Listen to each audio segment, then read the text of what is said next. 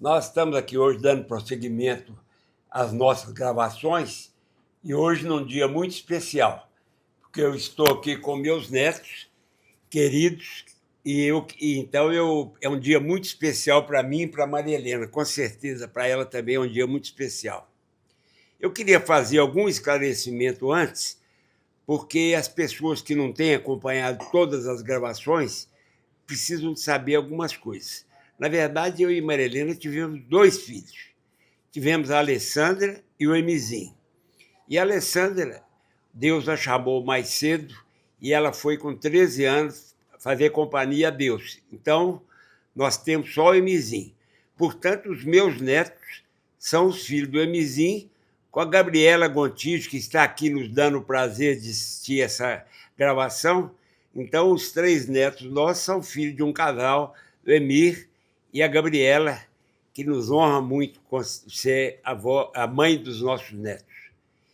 Então, essa explicação eu tinha que dar, porque as pessoas falam, e os outros netos? Não, os netos são esses 3 aqui, que são filhos da Gabriela com o Emir.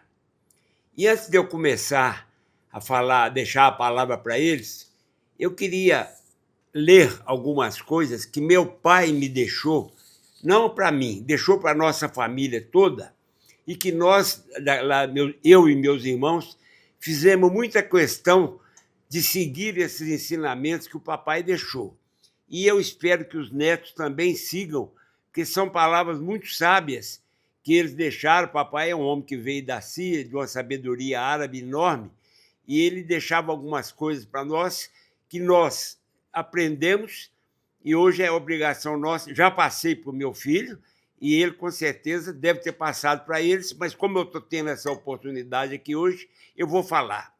Primeira coisa que o papai falava é o seguinte: quando você tiver algum cargo alto ou muito dinheiro, não deixe isso subir para a sua cabeça, porque se subir para a cabeça, ele vai te abaixar. Suba nele, suba no dinheiro, suba na sua posição, que você cresce. Essa é uma sabedoria enorme que meu pai deixou, que eu acho que é muito importante, porque quando a pessoa deixa o dinheiro subir a cabeça, ele diminui, fica menor. E a gente faz muita questão de não deixar. Outra coisa que ele falou é o seguinte: procure fazer negócio com quem a palavra vale mais do que a assinatura. E também a palavra de vocês tem que valer mais que uma assinatura. Olha que coisa maravilhosa. Você fazer negócio, que nós fazemos muito, com pessoas cuja palavra vale mais do que uma assinatura. E eu vou dizer para vocês que a minha palavra, e de todos nós aqui, vale mais do que uma assinatura. Esse ensinamento é muito profundo e eu achei muito bonito, e a gente segue muito isso na nossa vida. Aqui está falando o seguinte: não se esqueçam que o melhor capital que um homem pode ter na vida é a sua reputação. Essa, se perder, não volta. Então, o papai falava isso muito. Mantenham a reputação de vocês sempre boa, sempre em alta, porque se um dia perderem, ela não volta. Então, é outro ensinamento que meu pai nos deixou e que eu deixo para vocês. Você sempre lembrar disso: a reputação é tudo que nós temos, é o bem mais valioso que nós temos. Outra coisa que o papai falava muito: quando vocês ouvirem alguém falando mal dos outros, perguntem a ele se as qualidades que as pessoas têm não superam os defeitos. Às vezes a pessoa está falando mal do fulano, falando mal do outro, a gente interrompe e fala: gente, será que ele não tem alguma coisa boa que supera esses defeitos? Não. É uma coisa importante que o papai deixou para nós, essa importância de não olhar só os defeitos, olhar as virtudes que as pessoas têm. Eu achei isso muito importante também. Outra coisa interessante: não procurem lembrar-se muito do bem que vocês fizeram, mas gravem na memória para sempre o bem que vocês receberam. É aquilo: o que você faz de bem, você não precisa lembrar, mas o que você recebeu, você tem que gravar isso na pedra, porque para ser sempre agradecido. E às vezes as pessoas recebem as coisas e nem se lembram. E o papai falava muito que nós temos que gravar na pedra o bem que nós recebemos dos outros. Outra coisa que ele falava muito, que é importante, lembre-se bem que todos os homens são iguais perante Deus. Portanto, dê a mesma atenção aos poderosos e aos humildes. Isso aí eu acho que é uma mantra lá de todos nós, irmãos, é do meu filho e deve ser dos meus netos, porque nós não fazemos diferença em pessoa poderosa ou pessoa humilde. Todos são nossos amigos, todos merecem a nossa consideração, e eu acho isso muito importante, essas palavras do papai que ele deixou para nós colocamos isso escrito para poder ficar para a eternidade. E ele tem dois provérbios árabes que ele falava também, que é bom a gente falar aqui. Um é o seguinte: você não declare que as estrelas estão mortas só porque o céu está nublado. Às vezes vem dificuldades na vida da gente e a gente fica tão perturbado, acha, nossa senhora, que coisa. Vai clarear um dia. Um dia o céu não estará nublado e o sol e as estrelas vão brilhar novamente. Então, isso é um ensinamento muito grande. E o outro que falava muito é o seguinte: se você que quiser fazer um bom pão, dê um bom padeiro, porque mesmo que ele fique com uma parte, o seu pão vai ficar melhor e mais barato para você. O que quer dizer isso? Se você vai contratar alguém, contrate alguém da profissão, aquele que sabe fazer. Não tenta dar para curioso, para pessoa, porque não vai ficar bem feito. Se você quiser fazer um bom pão, dê para um bom padeiro, que o pão vai ficar melhor e mais barato.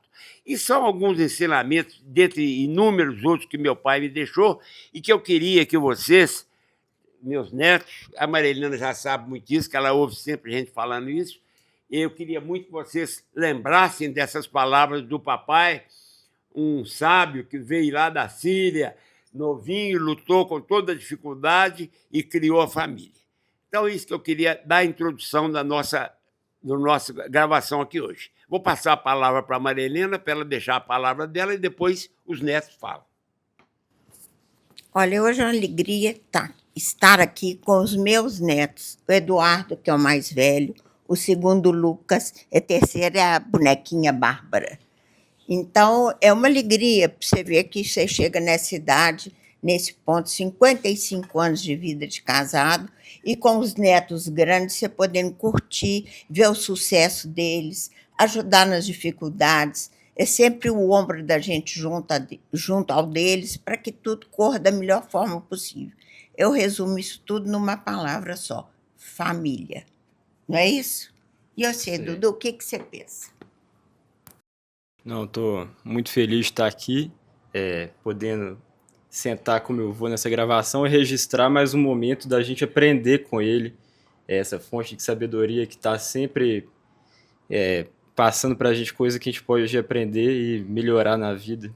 E é bom estar aqui registrar um momento desse de muitos que acontecem no dia a dia, agora em frente às câmeras. Não, realmente, como o Dudu disse, o meu avô Emir é uma pessoa que a gente se inspira a cada dia pela experiência que ele tem, pelos valores que ele passa pra gente. A gente percebe conversando com pessoas que conheceram ele, né, ao longo da vida, o tanto que elas admiram ele, né? Isso é uma coisa que realmente a gente vê e vê o quanto ele é lembrado pelas coisas boas que ele fez pelas pessoas ao longo da vida dele. Eu acho que a gente tem que valorizar esses momentos que a gente está com nossos avós, que não vai ser para sempre. Eu acho que são duas pessoas que eu admiro muito, um casal maravilhoso que eu admiro e que vão sempre estar me ensinando, mesmo quando não estarem mais aqui, vão estar sempre me ensinando e eu vou sempre estar levando tudo que eles me disseram para a minha vida. Que eu sempre viajei muito com vocês para o Rio de Janeiro, por exemplo, e eu era o único dos netos que ia. Aí ficava todo mundo apertado lá no quarto, eu, você, Laura, até Elícia, às vezes 5 pessoas no quarto de hotel, mas era sempre legal e poder prestigiar a dona Maria Helena desfilando no Salgueiro, sendo a estrela da noite. Opa, Né? Estrela nada, né, Dudu? É vó, mas o sentimento de ter um neto te assistindo é muito bom. Você fica muito assim, feliz, é tudo de bom. Eu nunca joguei beijo para ninguém. Falava que só jogava para você. E joguei mesmo, todas as vezes. Não, realmente, eu acho que eu fui te assistir, foi num dos últimos anos que ela desfilou, né, pelo Salgueiro. E realmente eu fiquei emocionado de ver ela em cima do carro lá, atravessando. Qual que é o nome do. Sambódromo. Realmente foi uma noite especial para mim. E viajar para o Rio de Janeiro com os dois é sempre uma coisa diferente, porque parece que eles conhecem mais o Rio de Janeiro do que próprio Belo Horizonte, de tanto que eles já foram lá, né? Mas, lembrando também, falando do Rio de Janeiro, tem aquela história da coxinha, né, Dudu? Que além do vovô conhecer muito o Rio de Janeiro, ele deu um engano lá, né? Se você quiser contar a história. Eu começo a contar, mas fica com o microfone aí na mão que você vai me complementando com as informações. Tá. Tinha uma época que a gente gostava muito do Felipe Neto e Lucas Neto. Aquela época que toda criança gosta do Felipe Neto e do Lucas Neto. E eles abriram uma loja de coxinha lá no Rio e a gente foi pro Rio sonhando em comer a tal da coxinha. E eu já tinha ido várias vezes no Rio, o Lucas menos, e eu sempre ficava com aquela coisa na cabeça, Barra da Tijuca, e a coxinha deles. Aí eu cheguei, vamos na coxinha do Felipe Neto, é lá no Barra Shopping. Mas na verdade era no Shopping da Tijuca, mas como eu ficava com o nome Barra da Tijuca na cabeça, eu misturava Tijuca e Barra. Paramos lá no carnaval. No dia do carnaval, 50 minutos para ir para Barra, e o Waze mandando voltar, e meu avô, eu conheço o Rio há 80 anos, eu sei que eu sei que a Barra é para cá, por que o Waze tá mandando ir para trás? Aí chegamos na Barra depois de eu acho que deu mais de uma hora.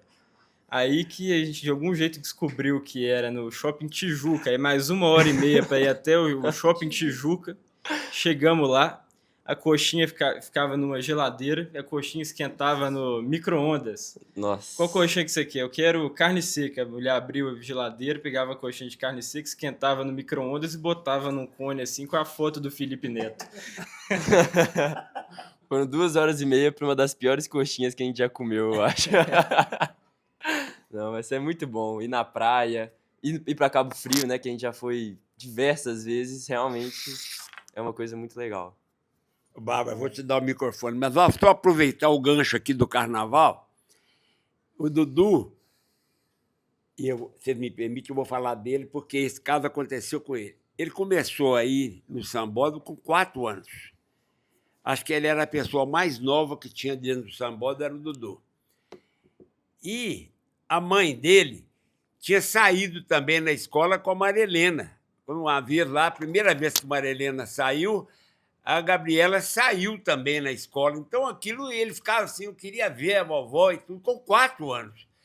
Aí nós tínhamos um camarote, nós pedimos ao rapaz que organizava o camarote, ele fez tinha um sofá e ele fez uma caminha assim para o Dudu ficar dormindo até a hora de ver a Maria Helena passar.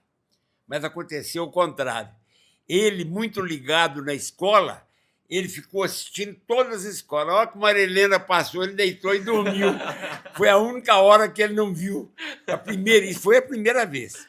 Mas daí, com 5, com 6, com 7, com 8 anos, ele ia todo ano, já contávamos com ele. O Dudu vai à escola. E ele era muito interessante, porque ele pegava o livro que a Liesa edita, falando cada ala o que significa e cada coisa. E eu não tinha paciência de ver aquilo, mas ele ficava sentado, lendo, e quando passava uma ala, ele falava assim, vô, esse aí está representando isso, assim, assim. Eu nem via. Então, ele era uma escola para nós, né, Maria? Aí todo mundo dentro do camarote ficava perguntando, Dudu, o que significa isso aí? E ele falava para todo mundo. Então, eu quero falar que ele frequentou esse sambódromo desde menino. Foi. E até que me lembrou essa história que ele tá contando, me lembrou também, é que, sei lá, o Dudu com uns 12 anos, 11 anos, a gente ia pra escola, todos os dias, sem falta, ele botava o CD das músicas da escola de samba pra gente ir escutando, com a Bárbara xingando ele do início ao fim, porque não gostava das músicas, e o Dudu escutando. Mas era muito engraçado. Bárbara, querendo te ouvir. Essa parte do Rio aí eu não peguei muito, né? Eu era muito novinha. Mas a gente indo pra Cabo Frio, sempre adorei muito, né? Nosso apartamento lá, muito legal. Amo ficar lá com meus avós. Ou a viagem que a gente fez do navio também foi super legal. E momentos com a minha avó, eu sou a única neta menina, né? Então, às vezes, uns momentos mais de menina, quando a gente sai pra almoçar só nós duas, ou quando a gente vai pro shopping, eu gosto bastante também. Olha, falar dos meninos é uma coisa difícil, porque, na verdade, eles fazem a nossa alegria. Então, tem casos homéricos dos meninos. Um dia, os 3 foram lá para casa. Depois do almoço, eu resolvi comprar picolé com eles. Fui na padaria. Aí tinha aquelas gelecas, todo mundo queria uma geleca. O Dudu tinha um cabelo lisinho, lisinho. E eles gostavam de ficar no campo, andando dentro do carrinho de mão, que era dos meninos pegar a grama, pegar as coisas, e eles ficavam andando, e as meninas, as funcionárias, empurrando eles no carrinho de mão. Aí, de repente, sobe a G, que era a babá do Dudu, branca. Ela era castanha, ela subiu branca. O que foi, G? Dona Marilena, o Dudu pôs a jaleca inteira no cabelo, está toda agarrada. O que nós vamos fazer? Eu falei, meu Deus do céu. E ele tinha uma cabeleira, eu fiquei desesperada. Água no menino, escova, vai tirando, mexa. Gente, mas eles eram danados. O Lucas, pequeno, Gabi e Emirzinho viajaram, deixaram os meninos com a gente. O Lucas, umas 7, 8 horas, eu dei banho, pôs o pijama. Ele pulou tanto que o pijama estava grande, passou para debaixo do calcanhar. O Lucas levou um tombo, sentou a cabeça. Eu e a Emir quase morremos esse dia, de desespero, de ver sem os pais aí, nós dois desesperados com o Lucas pulando. Então, era coisa assim, eles aprontavam o dia todo, mas era a maior gracinha. Não. A Bárbara era bravinha, desde pequena. Um dia a Bárbara estava com febre, muita febre, tinha ido ao hospital e tinha um jogo do Atlético 11 horas da manhã no domingo. Bárbara foi lá para casa. Bárbara, põe blusa, filhinha. Não. Bárbara, põe calça. Não, vou pôr short. Bárbara, você saiu do hospital, febrão. Ela pegou a sacolinha dela, ela fez assim, ó, jogou tudo no chão. Falei, Bárbara, tudo no chão, vó. Eu falei, e agora? Tudo na sacola. Ela olhou para minha cara, ela virou para mim, você não é minha mãe. Eu falei, mas sou sua avó, vai pegar agora. Depois eu dobro. Falei com ela, depois eu dobro. Mas tudo que você jogou no chão, eu não vou abaixar. Você vai pôr tudo dentro da sacola. Ela olhou, ressabiada e pôs que ela era uma peça, porque ela era brava, desde pequena. Tá lembrado? Não lembro dessa história. É do que era bagunça, você não lembra, né? Eu lembro também do armário. Sempre teve um armário com tanto de bala, doce, que a gente sempre ficava falando com a vovó, né, vó? Era delícia. E o Dudu teve uma época que ele queria ser mágico. Aí ele aprontava as mágicas dele e punha eu, a avó, a Laura e a G e os meninos para ser o espectador. Mas ele, para preparar a mágica, ele demorava 1 hora. Mas não estou exagerando, era 1 hora e nós tínhamos que ficar sentados esperando ele preparar. Ô, Dudu, essa mágica não fica pronta. Não, peraí, está quase. Está quase. E ele preparava aquilo. Ô, gente, eu posso ler em cima? Não, espera aí, daqui a pouquinho tem a mágica. Ô, gente, era uma luta, né, Marilena? O Dudu ele era engraçado que ele foi um menino de muitas fases, né? E aí eu tô lembrado de uma fase dele que foi a fase do Michael Jackson. Aí a gente ia pra casa do vovô e a gente ficava assistindo os clipes do Michael Jackson, música, não sei o quê. E eu lembro que um trauma da minha infância foi assistir aquele clipe de Thriller, que o Michael Jackson vira o zumbi lá. Que eu tava te lembrando Nossa, aqui, era um Laserdisc do Michael Jackson, desse tamanho. A Bárbara não deve nem saber o que é isso. É um CD desse tamanho, parece um disco de vinil, mas um CD. Aí tinha esse do Michael Jackson, tinha uns dos Beatles também, tinha uma coletânea do Andrew Lloyd Webber, que eu gostava de ver o Fantasma da Ópera, mas morria de medo do Fantasma da Ópera. E o que eu mais gostava era o Michael Jackson, sempre foi. E os Beatles. O Fantasma da Ópera, na hora que falia a Dudu saía correndo, subia a escada. E a Laura ficava com ele. Eu falei, Laura, segura ele aí para assistir. E ele ia assistindo. Na hora que o Fantasma da Ópera ia aparecer, quem era a gente para segurar o Dudu? Ele cascava fora lá para cima, subia a escada, não era, Era Dudu? um Era. tempo bom. É. Então, essas coisas, essa lembrança que nós temos deles, isso é impagável. A gente sabe que um dia nós vamos desfazer, nós 5 aqui, a Gabriela está ali também, assistindo, Maju. o Emizinho não está, a Maju, Namorado do namorada do Eduardo, está ali assistindo, maravilhosa também, uma pessoa que se integrou totalmente na nossa família, é uma pessoa de casa. O André, que está nos filmando ali, pessoa também que a gente tem feito gravações maravilhosas. Um dia isso vai se desfazer. Mas essa gravação é exatamente para deixar para vocês, para os seus filhos, seus netos, alguma lembrança de quando nós estávamos todos aqui. Não, o que eu teria a acrescentar são os bons momentos, os bons dias que a gente passa junto e o futuro, que eu estou vendo o Dudu já no metade do curso, o Lucas entrando, a Bárbara daqui 2 anos entrando, os meninos sempre muito ligados a gente. Hoje o Dudu já trabalhando dentro da Cadar, que felicidade chegar lá. Agora o Lucas, lá toda hora também ajudando o Dudu na firma deles, que eles fizeram com o pai. Então, isso é motivo de alegria para nós todos. E eu e Bárbara temos nossos momentos, não é isso, Bárbara? Que são momentos de alegria de uma avó e de uma neta. Mas o coração da gente está sempre feliz pelo sucesso dos meninos. Cada passo que eles vencem na vida é um passo que nós também damos à frente. E isso nos rejuvenesce. Porque a gente quer ter sempre a linguagem dos meninos, ter a visão que eles têm, dar o incentivo que eles precisam, né? E o sonho do avô era que cada neto que passasse na faculdade, ele conseguisse dar um carro. Conseguiu fazer com o Dudu, com o Lucas, agora nós estamos esperando da Bárbara, porque o da Bárbara é mais complicado. Primeiro que eu falei com o Emir dos meninos é fácil de resolver, a Bárbara ela é mais difícil, ela vai te exigir mais, você segura o cinto, porque ela não é fácil, não. E daqui 2 anos, né, Bárbara, vai ter que sair o seu. Se Deus quiser. Como é que é? O Mini Cooper. Nossa, não tô... Ela até já escolheu. Eu não sei que ano que vocês vão ver isso. Nós estamos falando em final de maio de 2026. Eu não sei que ano que alguém vai assistir isso aí, mas sabe que em 2026 a Bárbara já escolheu o carro dela, é o Mini Cooper. É o que tem de melhor aí para uma moça. E ela já escolheu e vai ganhar, se Deus quiser. Né, Bárbara? Ô, gente, mas é isso, coisa maravilhosa, né? A gente poder fazer essa gravação aqui hoje, que coisa linda. Eu acho que você, Gabi, que está aqui presente, a Maju, que está aqui presente, o André, são testemunhas de um momento histórico na nossa vida. Porque isso é muito importante para mim, principalmente para mim, que já sou uma pessoa de mais idade do que eles.